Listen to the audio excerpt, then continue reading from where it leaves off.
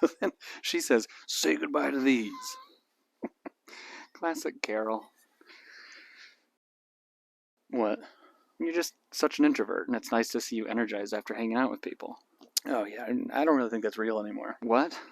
Introverts and extroverts? The thing that, like, literally everyone knows about? A lot of people know about horoscopes and Myers-Briggs, too, but I don't think the categories exist like how we've been taught. You don't think there are people that get energized by hanging out with others, and then there are people that get drained. Well, of course, people exist on spectrums, but I think that makes up like a really small part of what we see as introvert and extrovert. Like, do all social interactions leave you energized? Of course not. Some people or situations are just draining. And I definitely have times that I leave social engagements and feel more energized. It seems like it's really more about like how well the experience goes. Tonight was amazing and I feel amazing. But you don't want to hang out with people like I do. That's because I have no idea how it's going to go. You're better at going with the flow. You have more confidence about like reading social cues and things like that. So you're more confident that social interactions will go fine. Sure.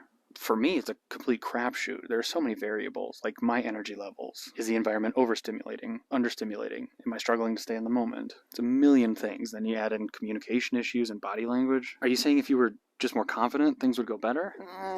I'm sure confidence would help, but like my brain doesn't work like that. I navigate the world through patterns, and social interactions are so complex. It's like predicting the weather without a computer. It becomes really consuming preparing for social interactions, with a decent chance that it might end up me feeling drained. Okay, yeah, I can see why you'd be happier spending time alone with all that variability. Well, that's the thing. The happiness I feel from a good hangout is not the same thing as I feel after alone time. Decompressing is more like contentment. So you're not so much of an introvert. It's just safer to spend time alone. Maybe, but I don't really like how that sounds like settling. Isn't that what you're doing? No, contentment gets shafted because we put happiness up on a pedestal. It's really hard not to say by focusing on contentment, I'm the happiest I've been in my life. Yeah, I'm lost. Okay. I've realized it's so much more fulfilling to aim for contentment.